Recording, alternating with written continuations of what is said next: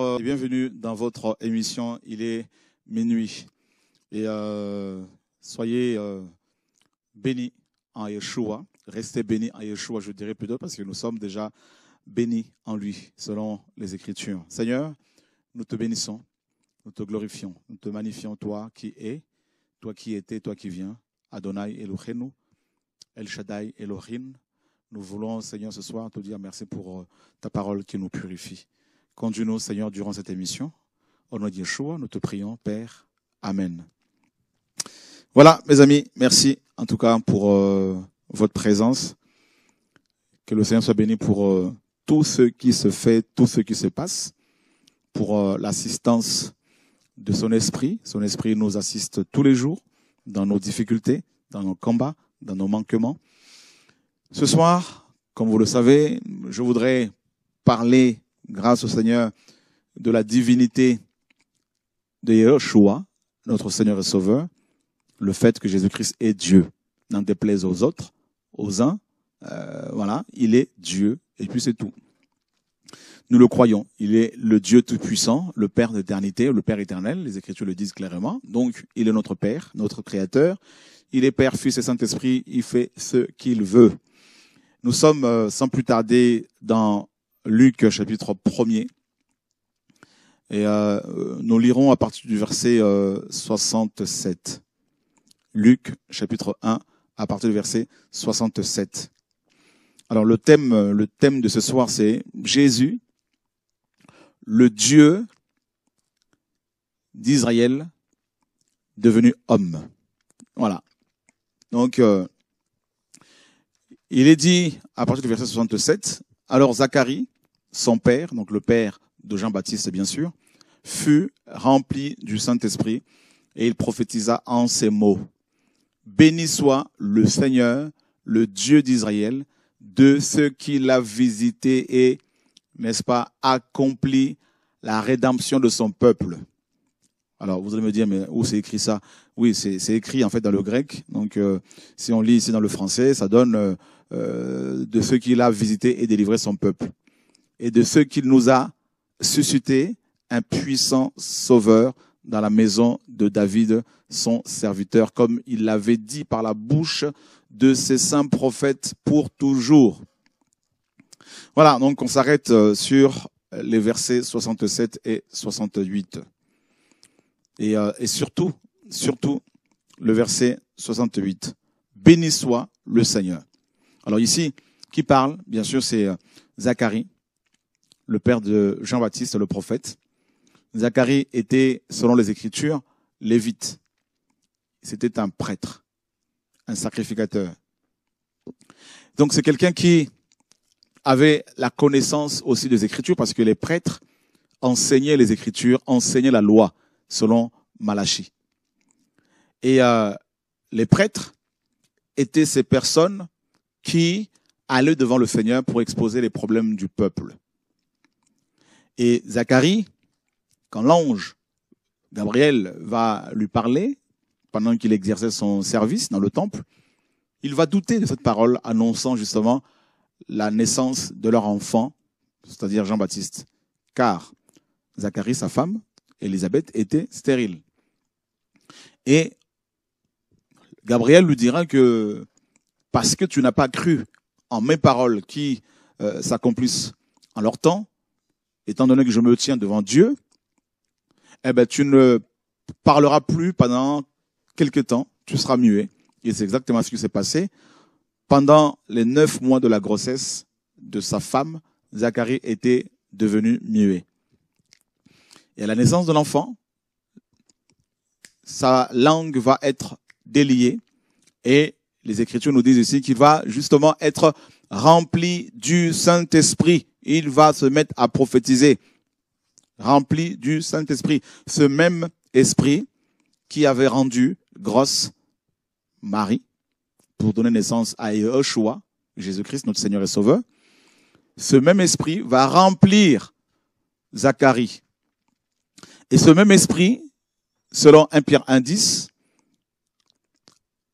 est celui qui habitait les prophètes d'avant la grâce, les prophètes juifs qui ont prophétisé sur la naissance, le service, la mort et la résurrection de Yeshua, de Jésus-Christ. Donc, en fait, Zacharie était rempli de l'esprit de Jésus, tout simplement. Parce que le Saint-Esprit est l'esprit de Jésus.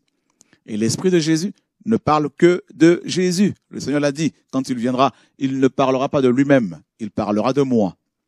Alléluia, gloire à Dieu. Donc, vous voyez bien que le personnage central des Écritures, c'est Yeshua, comme vous le savez, mes amis. Alors, nous allons nous attarder sur le verset 68 de Luc, chapitre 1er. Qu'est-ce que l'on comprend ici? Zacharie, qui était prêtre, parle du Seigneur. Et dans la tête de Zacharie, quand il parle du Seigneur ici, il fait allusion à Adonai. Adonai. Et Adonai, chez les Hébreux, n'était autre que Yahweh. Yahweh, le tétragramme, les 4 lettres que compose le nom de Dieu le plus cité dans les Écritures. Plus de 6500 mentions ou occurrences, tout ça là, de ce mot-là dans les Écritures. Yahweh, l'Éternel. Yahweh ou Yahvé, tout ça là. Donc vous voyez, Zacharie dit que, en fait, il bénit Adonai, premièrement. Deuxièmement, il dit que Adonai, c'est-à-dire Elohim, Elohim, Adonai Elohim d'Israël. Adonai est le Dieu d'Israël. Et il dit quoi? Qu'est-ce que Adonai va faire? Eh bien, Adonai, Zacharie a béni Adonai parce que Adonai a visité son peuple. Donc, c'est Adonai lui-même qui a visité son peuple. Vous voyez? Donc, mes amis, quand on va visiter quelqu'un, on va soi-même. Donc, quand vous allez rendre visite à quelqu'un, ben, vous y allez vous-même. Donc, celui qui a visité son peuple, c'est Adonai. Vous voyez? Donc, on commence à comprendre un tout petit peu là. Nous allons quelque part, parce que vous savez, nous n'avons pas d'autre évangile que Jésus-Christ, le Nazaréen, et Jésus-Christ seul. Nous ne sommes pas là pour vous parler de bâtiments qu'on appelle l'église, non. Oui, on peut en acheter pour nous organiser, pour former les gens, mais nous ne sommes pas là pour vous parler de la prospérité financière, parce que c'est pas ça l'évangile. Nous ne sommes pas là pour vous parler de nous, en vous disant suivez-nous, c'est pas ça notre évangile. Nous ne sommes pas là pour vous recommander les églises comme vous le savez, non, ce n'est pas cela notre évangile. Nous sommes là pour vous présenter quelqu'un qui peut vous sauver, qui est tout pour nous, pour vous. Et Zacharie, qui est rempli de l'esprit, va parler justement de lui, parce que Jésus-Christ disait, quand l'esprit viendra, il ne parlera pas de lui-même, mais il parlera de moi. Donc Zacharie, rempli de l'esprit, il n'a pas parlé de l'argent, il n'a pas parlé de lui-même, il n'a pas parlé de son ministère, il n'a pas fait l'apologie de son ministère, pourtant c'était un ministre de Dieu. Il n'a pas parlé de ses voyages, il a parlé d'Adonai. Il a dit, béni soit Adonai, qui est Elohim d'Israël. Et ensuite, il dit, Adonai a visité son peuple. Mais pas seulement visité. Parce que quand Dieu visite son peuple, cette visite a toujours un but. Vous voyez, allons voir dans le lexique biblique. Nous sommes toujours dans Luc chapitre 1er. Nous lisons à partir du verset 67. Zacharie, son père, fut rempli du Saint-Esprit et il prophétisa en ces mots. Béni soit le Seigneur, le Dieu d'Israël. Pourquoi? Pourquoi il a béni Dieu? Pourquoi? Parce que il a visité son peuple. Mais je vous disais que quand on visite quelqu'un, on vient toujours avec des cadeaux. Et allons voir de ce qu'il a visité son peuple et racheter. On va cliquer sur racheter. En fait, racheter, c'est un rachat ou encore une rédemption. C'est aussi une délivrance, mais spécifiquement une délivrance de la faute du péché. Être délivré du péché littéralement. Donc en fait, on revient en arrière. Zacharie bénit Dieu, le Dieu d'Israël, parce que en visitant son peuple, il apportait, il accomplissait sa rédemption. Or, la rédemption, c'est quoi? Écoutez très bien, on en a déjà parlé plusieurs fois. La rédemption, c'est la délivrance par le paiement d'une rançon. Or, ne pouvait payer la rançon d'une personne qu'une autre personne qui était de sa propre famille. C'est pour cela, Adonai, pour pouvoir nous délivrer du péché, eh ben, il a dû devenir un membre de notre famille. C'est-à-dire la famille humaine. Donc, celui qui est devenu homme, ce n'est pas le Dieu Fils, comme les Trinitaires l'enseignent, mais c'est Dieu Tout-Puissant lui-même. Le Tout-Puissant. On va le voir, mes amis.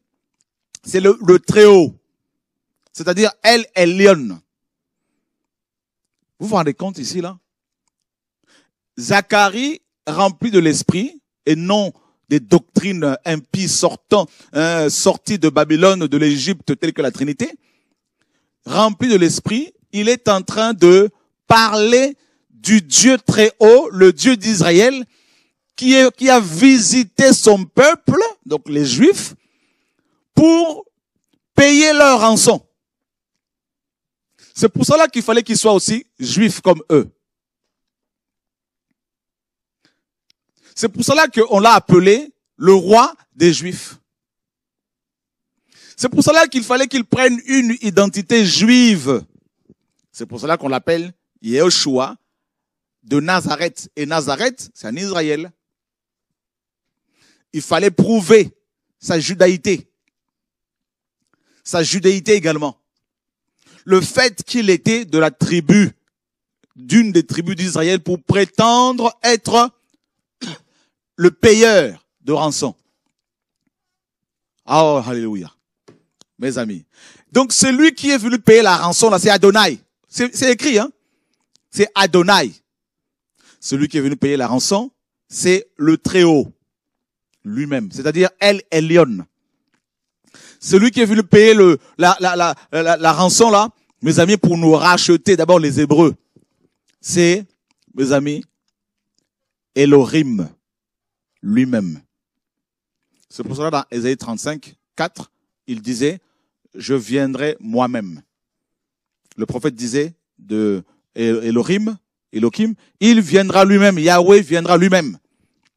Regardez, nous continuons la lecture, regardez bien. Donc, en visitant son peuple, il a apporté un cadeau. Et ce cadeau s'appelle le sang. Le sang. C'est pour cela que Paul, dans Acte 20, 28, il dit, paissez le troupeau de Dieu, en parlant aux anciens, sur lequel Dieu vous a, pour lequel Dieu vous a établi évêque, pour paître l'église du Dieu vivant qu'il a acquise par son propre sang. C'est le sang de Dieu qui a été versé pour que toi et moi nous soyons acquis, que nous devenions sa propriété et non plus la propriété de nos familles, des démons, des sorciers, tout ça là, ou des gens qui veulent nous diriger dans nos familles, nous imposer leur vision, tout ça là parce qu'ils sont au-dessus de nous. Non! Nous sommes la propriété de Dieu. Celui qui nous dirige d'abord, c'est Dieu. Ce ne sont pas les traditions familiales. Ce n'est pas parce que quelqu'un est l'aîné de la famille qui doit maintenant commencer à donner des ordres à tout le monde. Non! Nous ne sommes plus de cette lignée-là. Nous sommes conduits par l'Esprit de Dieu. Nous ne suivons plus les coutumes et les traditions des hommes. Non. C'est ça l'évangile. C'est pour cela que Jacob a dû prendre même le droit d'aînesse parce que il y a des choses qui doivent être enseignées correctement aux chrétiens pour qu'ils sortent des traditions d'hommes. Parce que ce sont des traditions qui sont basées sur le péché. Or, Dieu est venu nous libérer du péché, justement. Alléluia. Frères, écoutez bien. Dieu nous a visités. Celui qui t'a visité, qui a visité les Hébreux, c'est Dieu lui-même. C'est pas un deuxième Dieu, celui de la Trinité. Celui qui est devenu homme, là, c'est pas, frère, écoutez bien, ce n'est pas, il y en a qui pensent que c'est Dieu le Fils seulement. Hein, Dieu le Fils. Ils ont inventé une expression, Dieu le Fils.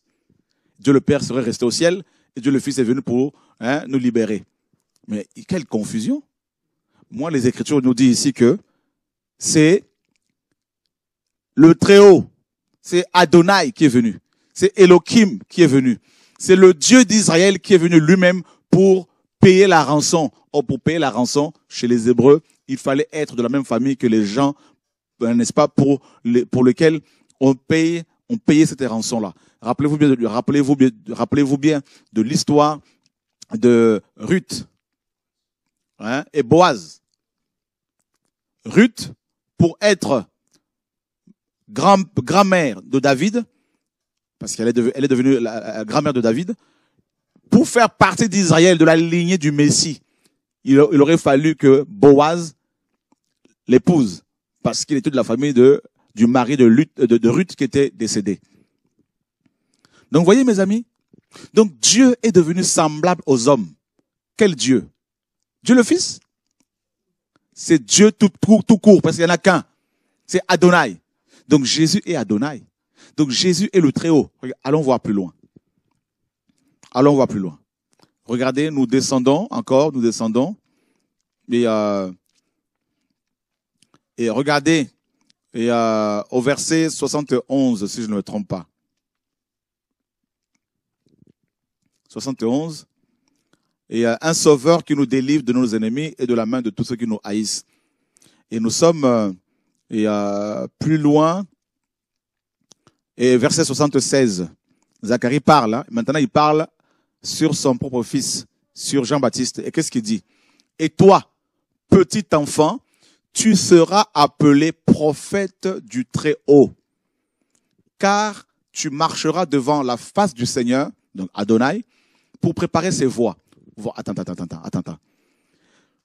Zacharie, rempli de l'Esprit, dit à Jean-Baptiste, son fils, qu'il allait être appelé le prophète du Très-Haut. Zacharie était juif. Donc si on parle ici l'hébreu, on comprend parce qu'il parlait l'hébreu. Zacharie dit à Jean-Baptiste, son fils, qu'il allait être appelé le prophète de El Elyon, le Très-Haut, et pour préparer la voie du Très-Haut. Or, Jésus est le Très-Haut. C'est pour cela que Jean-Baptiste, quand il est venu, il a préparé le chemin du Seigneur. Voyez? Allons voir, mes amis, dans Ésaïe 40. Ésaïe 40. Regardez le verset 3. La voix de celui qui crie au désert est préparer le chemin de qui? Le chemin de Yahweh. Aplanissez parmi les lieux arides un chemin pour notre Dieu. Ben oui, Yahweh est Dieu. Et la voix qui crie dans le désert, c'est qui? Eh ben c'est Jean-Baptiste. Allons voir dans Jean chapitre 1er. Oh, Jésus est trop fort. Jésus est notre Dieu, mes amis. Vous devez connaître votre Dieu véritablement. Nous descendons au verset 6. Il y eut un homme appelé Jean qui fut envoyé de Dieu. Il vint pour témoigner, pour rendre, dis-je, témoignage à la lumière, afin que tous croient par lui. Il n'était pas la lumière, mais il était envoyé pour rendre témoignage à la lumière. Voyez mes amis, on continue à descendre. On descend encore. Jean, verset 15, a donc rendu témoignage de lui et s'est écrié en disant, c'est celui dont j'ai dit, celui qui vient après moi m'a précédé, car il était avant moi. Pourtant, sur le plan humain, Jésus-Christ était, n'est-ce pas, jeune, par rapport plus jeune que Jean-Baptiste. Jean-Baptiste était plus âgé que Jésus-Christ de 6 mois. Mais il dit que Jésus l'a précédé, qu'il était avant lui. On continue. Il dit au verset 16, et nous avons tous reçu de sa plénitude et grâce pour grâce. Jean dit que nous avons tous reçu de sa plénitude. La plénitude de qui? De Jésus-Christ. Grâce pour grâce. Donc il présente Yeshua comme, n'est-ce pas, celui qui a la plénitude. Comme le Dieu de grâce. On continue plus loin au verset 19. Et c'est ici le témoignage de Jean. Moi je préfère le témoignage de Jean que le témoignage de théologiens, des pères de l'Église, qui étaient des philosophes pour la plupart. Lorsque les Juifs envoyèrent de Jérusalem des prêtres et des Lévites pour l'interroger et lui dire, toi, qui es-tu? Il confessa et ne le nia pas. Il déclara en disant, ce n'est pas moi qui suis le Christ. Et ils demandèrent, quoi donc? Es-tu Élie? Il dit, je ne le suis pas. Es-tu le prophète? Il répondit, non. Et ils lui dirent donc, qui es-tu? Afin que nous donnions une réponse à ceux qui nous ont envoyés. Que dis-tu de toi-même? Il dit, je suis la voix de celui qui crie dans le désert. Donc, Ésaïe 43. Aplanissez le chemin du Seigneur. Le Seigneur ici, dans Ésaïe, c'est Yahweh. Comme Ésaïe a dit, hein, comme Ésaïe le prophète a dit, hein, l'a dit. Donc, vous voyez, mes amis, Jean se réclame d'Ésaïe 40. Et il est venu préparer le chemin de Yahushua, notre Seigneur. Donc Jésus est Yahweh. Il n'y a pas de difficulté. Il n'y a pas de... Celui qui a un tout petit peu d'intelligence spirituelle n'a aucune difficulté à faire une corrélation entre Yahweh et Yeshua, entre Yahweh et Jésus, entre Yahweh, Elohim et Yeshua. Celui qui est venu nous racheter, c'est Yahweh lui-même. Et Yahweh, c'est Yehoshua. Yehoshua, c'est Yahweh et Yasha. Yahweh et salut. Il est le Dieu tout-puissant. Voilà, mes amis. Il est le Dieu tout-puissant. Et on continue, on revient encore dans Luc là-bas. Dans Luc, on revient dans Luc. Chapitre 1er. Mon objectif, c'est de vous présenter votre Dieu pour que vous quittiez l'idolâtrie. Le verset 72. C'est ainsi qu'il manifeste sa miséricorde envers nos pères et se souvient de sa sainte alliance. Voilà. Et on continue, verset 76. Et toi, petit enfant, tu seras appelé prophète du Très-Haut. Prophète du Très-Haut. Un prophète, c'est celui qui parle, qui révèle Dieu aux hommes. Or, Jean a révélé Jésus-Christ aux hommes. Voici l'agneau de Dieu. On continue. Car tu marcheras devant la face du Seigneur pour préparer ses voies. Donc, tu marcheras devant la face du Seigneur pour préparer ses voies. Or, le Seigneur, c'est Adonai, Yehoshua. On continue. Afin de donner à son peuple la connaissance du salut par le pardon de leurs péchés. Grâce aux entrailles de la miséricorde de notre Dieu, en vertu de laquelle le soleil levant nous a visités d'en haut. Zacharie présente Yeshua non seulement comme le Dieu qui a payé la rançon pour nous. Donc pour payer la rançon, il fallait devenir comme les gens pour lesquels on payait la rançon. Donc il est devenu comme nous, humain. Autre chose, il est présenté comme le Très-Haut, c'est-à-dire El Elyon, celui qui s'est révélé, n'est-ce pas, à Abraham par Melchisédek dans Genèse 14, le Dieu Très-Haut. Il a présenté également, Jésus-Christ ici, comme le soleil levant. Ça veut dire quoi, le soleil levant ici, là? Le soleil levant, c'est-à-dire le soleil de l'Est. Vous savez que le soleil se lève à l'Est pour se coucher à l'Ouest. Voyez? Alors, regardez bien. Pour éclairer ceux qui sont dans les ténèbres et dans l'ombre de la mort, pour conduire nos pas dans le chemin de la paix. Donc, le soleil levant, Jésus, avait pour mission de nous éclairer, nous qui étions dans l'ombre, dans les ténèbres. Et c'est ce que Matthieu 4 dit. C'est ce que Ésaïe 61 dit. Lève-toi et sois illuminé, car ta lumière arrive. Ô Seigneur. C'est ce que Ésaïe 9 dit. Que le peuple qui marchait dans la région de l'ombre de la mort a vu une grande lumière. Et c'est ce que Matthieu 4 dit également. Quand Christ, Yeshua, a commencé à prêcher son évangile, les Écritures nous disent que la lumière est arrivée. C'est ce que Jean 1 nous dit. Au commencement était la parole était tournée vers Dieu, et Dieu était la parole. Cette parole était la lumière des hommes. La lumière, lui, dans les ténèbres, brille dans les ténèbres, et les ténèbres ne l'ont point reçue ou saisie. Frères et sœurs, cette lumière qui était dans Genèse 1, la lumière apparaisse, que la lumière apparaisse, et la lumière apparut. Et Dieu est notre lumière. Les Écritures le disent. Yeshua est notre lumière. Donc, un seul Dieu, un seul Seigneur, un seul Sauveur.